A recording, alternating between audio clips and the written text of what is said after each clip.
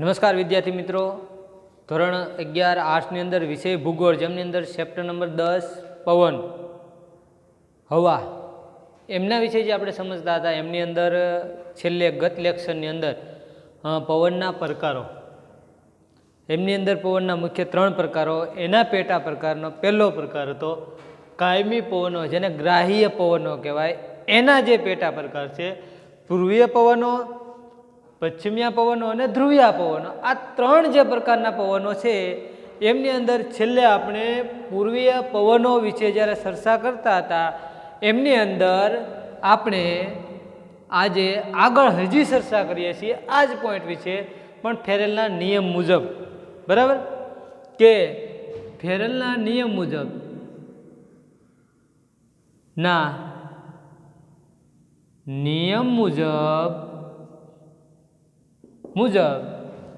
કે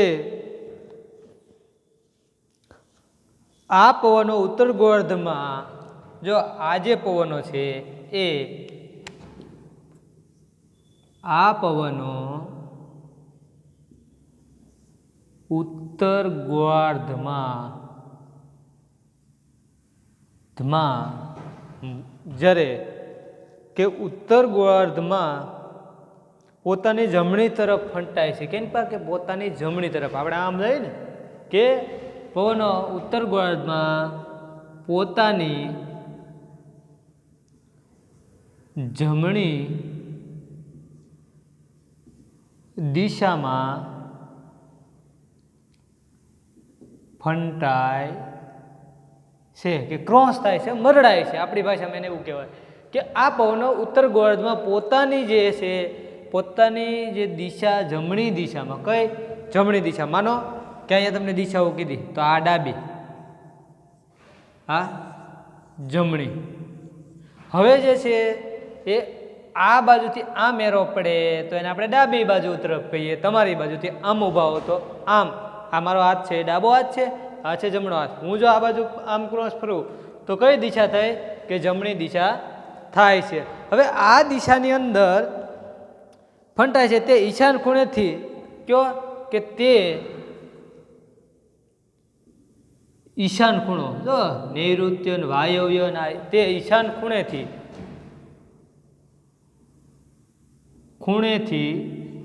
શું થાય છે કે એ ઈશાન ખૂણેથી ઉત્તર પૂર્વ દિશાથી, કે ઉત્તર અને પૂર્વ દિશાએ, તે ઉત્તર અને પૂર્વ દિશાએ શું થાય છે? ઉત્તર પૂર્વ દિશાએથી એ જે છે એ ઈશાન ખૂણેથી ઉત્તર પૂર્વ દિશાએથી આવતા જોવા મળે છે. કે પૂર્વ દિશાએથી આ પવનો દિશાએથી આવતા જોવા મળે છે. તેથી એ જે છે એ હોવાથી તેને ઈશાન કોણીય વ્યાપારી પવનો કહે છે. આ જોવા મળે છે. તેથી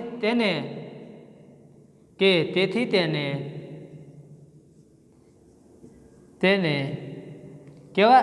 ઈશાન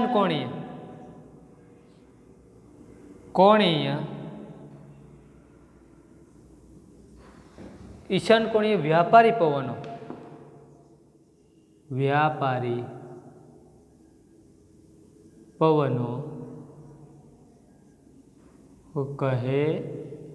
છે. તે ઈશાન ખૂણેથી મળે છે. બરાબર? તેમને ઈશાન કોણીય વ્યાપારી પવનો કહે છે. દક્ષિણ ગોળાર્ધમાં તે અગ્નિ ખૂણેથી દક્ષિણ દિશામાંથી વાતા હોવાને કારણે અગ્નિ કોણીય વ્યાપારી પવનો તરીકે કે. હવે જે છે એ દક્ષિણ ગોળાર્ધમાં તે અગ્નિ ખૂણેથી, હવે તે દક્ષિણ દિશામાં પાછા, તે દક્ષિણ દિશામાં ક્યાંથી વાય છે? કે દક્ષિણ દિશામાં. બરાબર? એ દક્ષિણ ગોળાર્ધમાં તે અગ્નિ ખૂણેથી, કે દક્ષિણ ગોળાર્ધમાં, એ લખજો, દક્ષિણ ગોળાર્ધમાં દક્ષિણ દિશા માનથી કે દક્ષિણ દિશામાંથી, બરાબર, કે દક્ષિણ ગોળાર્ધમાં તે અગ્નિ ખૂણેથી દક્ષિણ પૂર્વ, બરાબર, દક્ષિણ ગોળાર્ધમાં તે દક્ષિણ છે, અહીંયા ખાસ ધ્યાન રાખજો મિત્રો, ભૂલ થાય કે તે દક્ષિણ ગોળાર્ધમાં જે છે એ પવનો તે અગ્નિ ખૂણેથી, ક્યાં દક્ષિણ ગોળાર્ધમાં તે ક્યાં ખૂણેથી આવે છે? અગ્નિ, ઈશાન અને અગ્નિ ખૂણો, કે અગ્નિ ખૂણે થી આવે છે, બરાબર. તેથી કે દિશામાંથી આવતા હોવાને કારણે, વાતા હોવાને કારણે અગ્નિ કોણે વ્યાપાર, કે ખૂણેથી વાતા હોવાથી અગ્નિ કોણીય વ્યાપારી પવનો કહેવાય છે. આ જે છે એની દક્ષિણ વાતાઓથી અગ્નિ કોણે વ્યાપારી પવનો કે પવનો કહેવાય છે. હવે આ પવનો ગરમ પ્રદેશ તરફ આપતા હોવાથી ગરમ બને છે, તે માટે તે ભેજ સંગ્રહ કરવાની શક્તિ વધે છે, પરંતુ વરસાદ આપવાની શક્તિ ઘટે છે. કે આ પવનો ક્યાંથી આવે છે? કે આ જે પવનો છે, આ જે છે એ આ પવનો ક્યાંથી આવે છે? કે ગરમ પ્રદેશ તરફથી, ગરમ પ્રદેશ તરફથી આવતા હોવાથી શું થાય છે? કે ગરમ પ્રદેશ તરફથી આવતા હોવાથી ગરમ બને છે, કે ગરમ બને છે.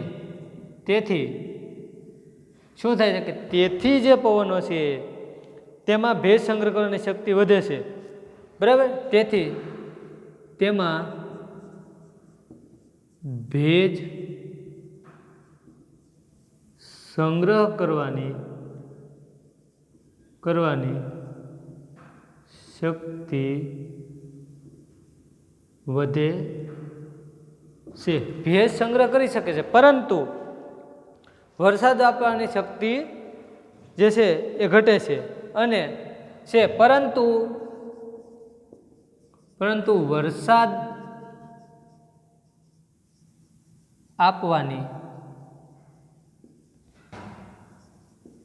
શક્તિ ઘટે છે. આ જે છે એની વરસાદ જે આપવાની શક્તિ છે એ ગરમ છે, તેથી તેમાં ભેજ સંગ્રહ કરવાની, કે ભેજ જે છે એ સંગ્રહ કરી શકશે, પણ એની વરસાદ આવવાની શક્તિ છે એ ઘટે છે, એમાં વરસાદ વધારે પડતો નથી, એ ઓછા પ્રમાણમાં. હવે પશ્ચિમિયા પવનો, મિત્રો બીજો જે પોઈન્ટ છે, આ પોઈન્ટ પૂર્ણ કર્યા બાદ આજે આપણે હવે આગળનો પોઈન્ટ, આ પહેલા અધૂરો પોઈન્ટ પૂર્ણ કર્યો, હવે પશ્ચિમિયા પવનો.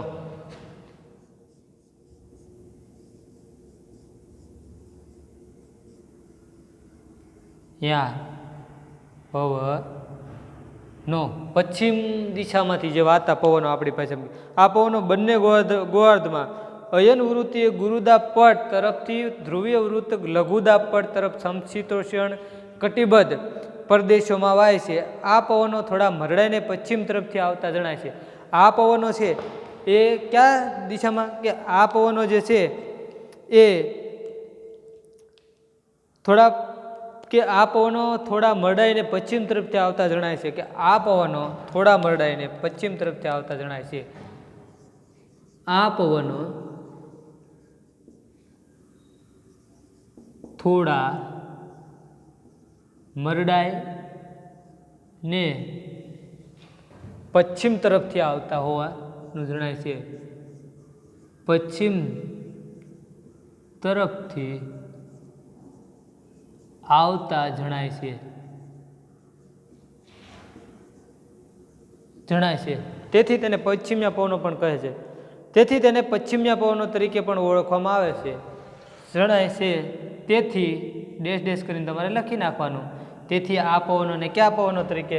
પશ્ચિમિયા પવનો તરીકે પણ ઓળખવામાં આવે છે. જો અમુક વસ્તુ છે એ આપણે જરૂરિયાત કરતી વારંવાર નથી બોર્ડ ઉપર લખતા, પરંતુ અમુક વસ્તુ છે એ આપણી જરૂરિયાત મુજબ આપણે એને બોર્ડ ઉપર લખાણ કાર્ય કરતા હોઈએ છીએ.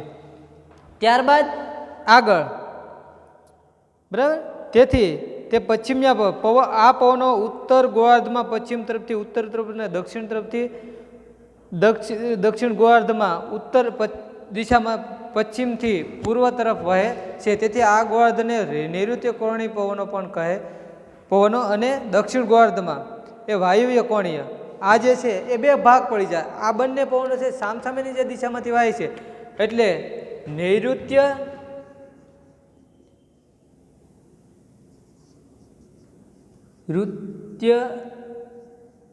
અને બીજો જે ખૂણો છે એ નૈઋત્ય કોણીય અને ગોળાર્ધમાં વાયવ્ય ખૂણો, અને વાયવ્ય કોણીય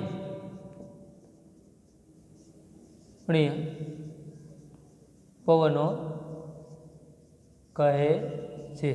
અને એ પવનો જે છે એ વાયવ્યકોણીય પવનો તરીકે ઓળખવામાં આવે છે. ટેક્સ્ટ બુકમાં તો સમાવેશ છે જ તે. હવે નૈઋત્ય અને વાયવ્ય કોણીય પવનો કહે છે. અને બીજા કયા નામે? પશ્ચિમિયા પવનો. આ બે પવનો છે એ આ બે નામે, કેમ કે એ સામસામે વહેતા હોવાથી કે એ આવતા હોવાથી. પશ્ચિમિયા પવનની દિશા વ્યાપારી પવનની દિશા કરતાં વિરુદ્ધ હોવાથી તેને પ્રતિવ્યાપારી પવનો પણ કહે છે. કે હજી આપણે કે પશ્ચિમિયા પવનો, બરાબર, આ જે ચર્ચા છે એમના વિશે, કે પશ્ચિમિયા જે પવનો છે, આ પવનો ગરમ પ્રદેશ, કે આ પવનો જે એ આવતા હોવાથી ગમે ત્યારે કે દિશામાંથી વાતા હોય છે. હવે પશ્ચિમિયા પવનની અંદર શું છે કે આ પવનો દક્ષિણ ગોળાર્ધમાં વાય છે, પરંતુ પશ્ચિમના વિરુદ્ધમાં. વેપારી દિશાના જે કયા પવનો છે કે ફેરેલા નિયમ મુજબ પૂર્વીય પવનો, તો આ જે છે પૂર્વીના વિરુદ્ધ દિશામાં હોય તે પ્રતિ વિરુદ્ધ વ્યાપારી એવો શબ્દ આપણે વાપરી શકીએ. કે પૂર્વીય પવનોની દિશા વ્યાપારી પવનોની દિશા કરતાં વિરુદ્ધ. પૂર્વીય જે પવનો છે ને એ પવનો જે છે એ વ્યાપારી પવનોને કે પશ્ચિમિયા પવનો જે છે એમની અંદર પશ્ચિમિયા પવનો દિશાની વ્યાપારી પવનની દિશા જે છે એ કરતાં વિરુદ્ધ દિશામાં. કઈ દિશામાં આવે છે?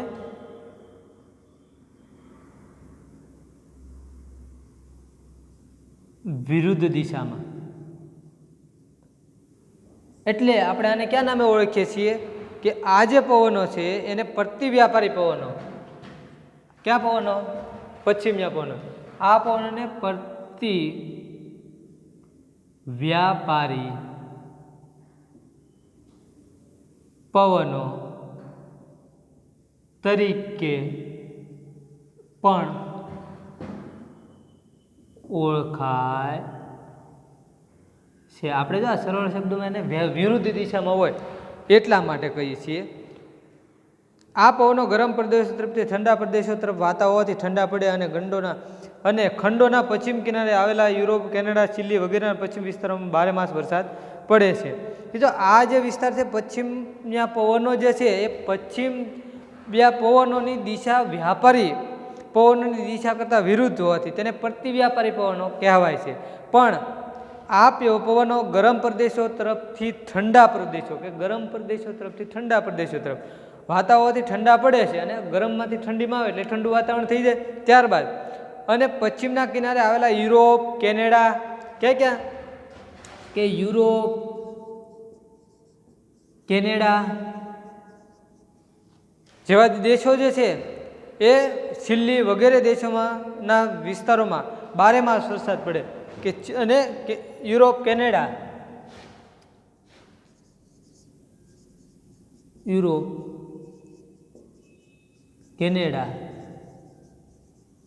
અને ચીલીમાં 12 માસ વરસાદ પડે છે. આ જે પવનો છે એના કારણે 12 માસ યુરોપ, કેનેડા, આપણે છે ને ભારતની અંદર શિયાળા, મિત્રો જો કે ચોમાસા સિવાય શિયાળામાં કે ઉનાળામાં ક્યારેક જ માવઠું કહેવાય એને.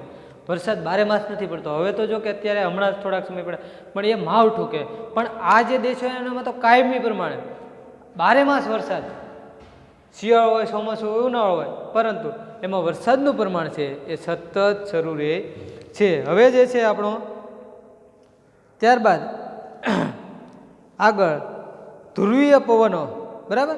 હવે આપણે આ પવન વિશે ભણવાનું છે. ક્યાં? ધ્રુવીય પવનો. તો હવે આપણે આ ઉપરનો જે પોઈન્ટ છે એને થોડો ભૂસી નાખશું, જેથી કરી અને આપણે અહીંયા લખાણ કાર્ય કરી શકાય, બરાબર. ક્યાં? ધ્રુવીય પવનો વિશેની જે સમજણ છે એ આપણે પ્રાપ્ત કરવાની છે. હવે જે છે કે ધ્રુવીય પવનો, ત્રીજો પ્રકાર ધ્રુવીય પવનો. આ જે પ્રકારના પવનો છે મિત્રો, એ આ પવનો બંને ગોળાર્ધમાં ધ્રુવીય ગુરુદાબ તરફથી ધ્રુવીય લઘુદાબ તરફ, કે આ જે પવનો છે, આ પવનો ધ્રુવીય, કે આ બંને ગોળાર્ધમાં આ પવનો ધ્રુવીય ગોળાર્ધ અને ધ્રુવીય, એક મિનિટ મિત્રો, કે અહીંયા ફરીથી કે ધ્રુવીય પવનો જે છે એ આ પવનો બંને ગોળાર્ધમાં, આ પવનો છે એ બંને ગોળાર્ધમાં શું કરે છે કે ધ્રુવવૃત્તીય ગુરુદાબ પટ, ધ્રુવવૃત્તીય ગુરુદાબ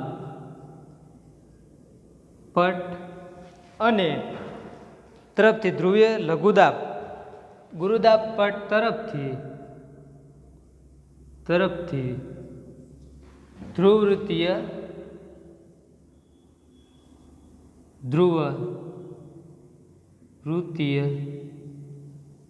લઘુદાબ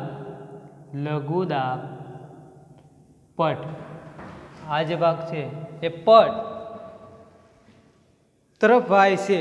ક્યાં તરફ વાય છે? લઘુદાબ પટ તરફ વાય છે, એટલે કે ફૂંકાય છે. આ પવનો બંને ગોળાર્ધમાં ધ્રુવવૃત્તીય ગુરુદાબ પટ તરફથી ધ્રુવવૃત્તીય લઘુદાબ તરફ એ ફેંકાય છે. આ ધ્રુવો તરફથી વાતા આ પવનો ધ્રુવીય પવનો તરીકે ઓળખાય છે. અને આ જે પવનો છે એ ધ્રુવ તરફથી વાતા હોવાથી કે એ ધ્રુવીય પવનો તરીકે, ધ્રુવ તરફથી વાતા આ પવનો ધ્રુવ તરફથી વાતા આ પવનો ધ્રુવીય પવનો તરીકે ઓળખાય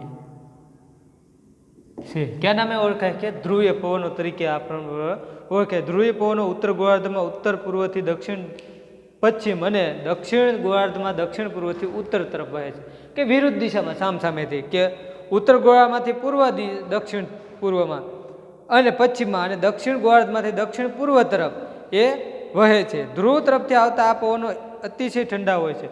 અને ધ્રુવ તરફથી આવતા આ જે પવનો છે, બરાબર, કે ધ્રુવ તરફથી આવતા પવનો, ધ્રુવ તરફથી આવતા આ પવનો કેવા હોય છે?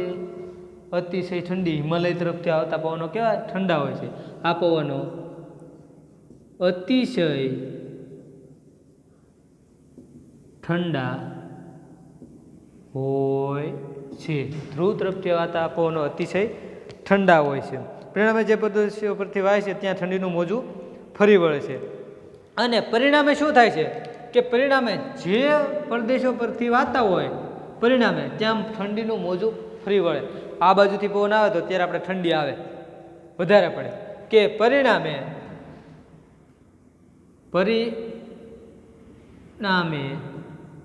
જે દિશામાંથી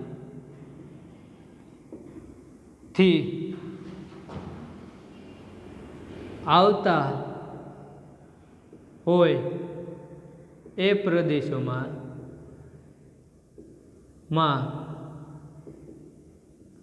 ઠંડીનું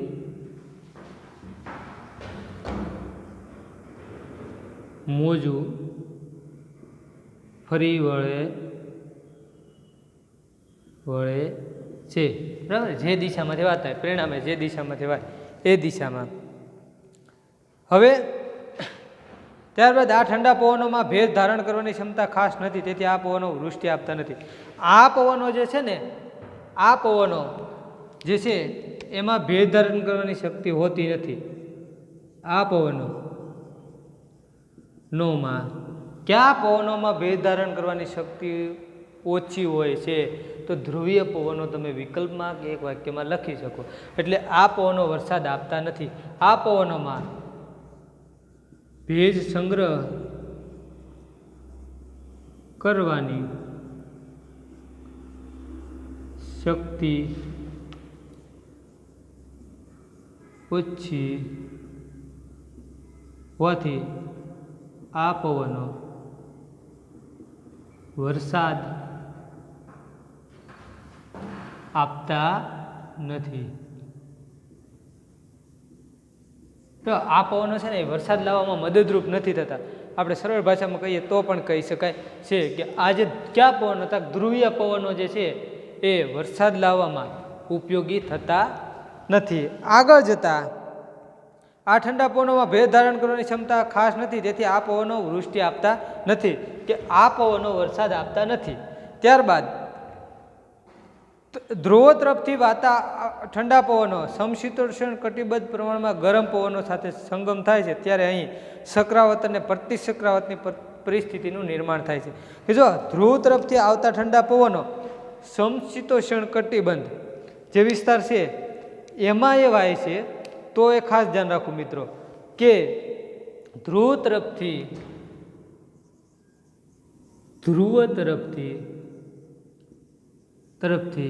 વાતા પવનો જે છે કે ધ્રુવ તરફથી આવતા આ ઠંડા પવનો તરફથી આવતા આ ઠંડા પવનો કહેવાય છે કે આ ઠંડા જે પવનો જે છે એ પવનો સમશીતોષ્ણ કટિબદ્ધ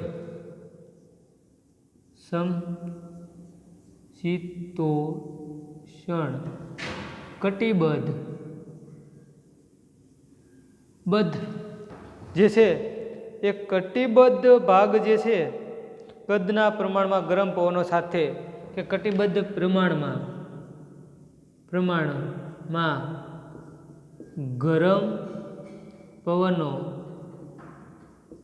સાથે સંગમ કે ગરમ પવનો સાથે મળે છે, કે પ્રમાણમાં ગરમ પવનો સાથે સંગમ થાય છે, ત્યારે સંગમ થાય છે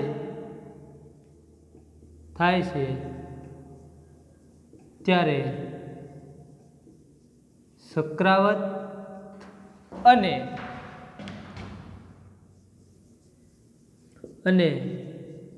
પ્રતિચક્રાવત, પ્રતિ એટલે કે એનું વિરુદ્ધ, અને પ્રતિચક્રાવત જે છે વતની પરિસ્થિતિનું નિર્માણ થાય છે,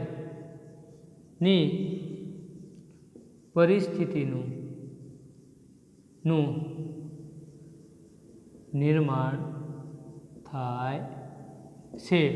હવે ધ્રુવીય પવનો એ જે પવનો છે એમના વિશે આપણે આ ત્રણ પ્રકારના જે પવનો છે, પૂર્વીય પવનો, પશ્ચિમીય પવનો, ધ્રુવીય પવનો, એમના વિશે મિત્રો આપણે આજે સમજ મેળવી છે.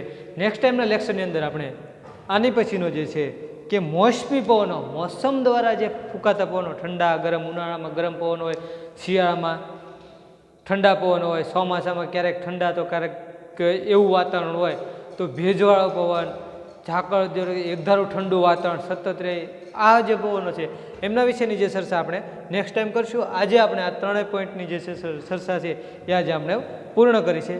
અસ્તુ. જય સ્વામિનારાયણ વિદ્યાર્થી મિત્રો.